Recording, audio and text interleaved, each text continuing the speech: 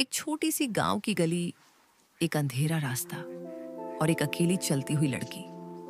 उस रात जो हुआ उसने सिर्फ उसकी नहीं, कई लोगों की जिंदगी बदल दी।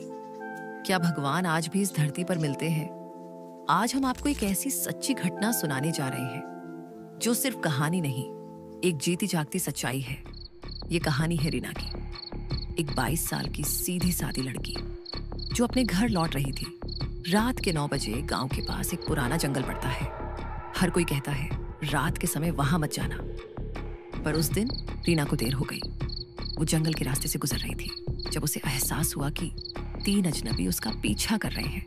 वो डर गई और भागने लगी, लेकिन रास्ता सुनसान था और अंधेरा गहराता जा रहा था।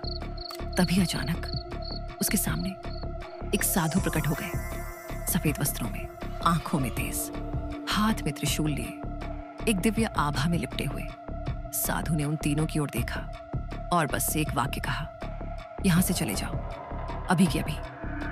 और जैसे किसी शक्ति ने उन्हें जकड़ लिया हो, वो तीनों डर के मारे बिना कुछ बोले वहां से भाग गए। रीना ने पलटकर उन साधु का धन्यवाद करना चाहा, लेकिन वो गायब हो चुके थे। ना कोई पैरों के निशान, ना कोई आवाज, ना कोई सबूत। अगले दिन रीना ने जब मंदिर के पुजारी से उन साधु के बारे में पूछा, तो उन्होंने जो कहा वो सुनकर रीना के पैरों तले जमीन खिसक गई। पुजारी बोले, बेटा, वो साधु तो 30 साल पहले यहां तपस्या करते थे और अब इसी जगह उनकी समाधि है। रीना की आंखों से आंसू बह निकले। उसने समझ लिया कि जब मन सच्चा हो और विश्वास गहरा हो तो भगवान किसी ना किसी रूप में मिलते जरूर हैं। आज भी क्या आपके साथ भी कभी ऐसा कुछ हुआ है?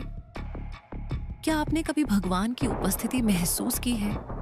नीचे कमेंट में अपनी कहानी जरूर लिखिए। शायद किसी और का विश्वास फिर से जाग उठे।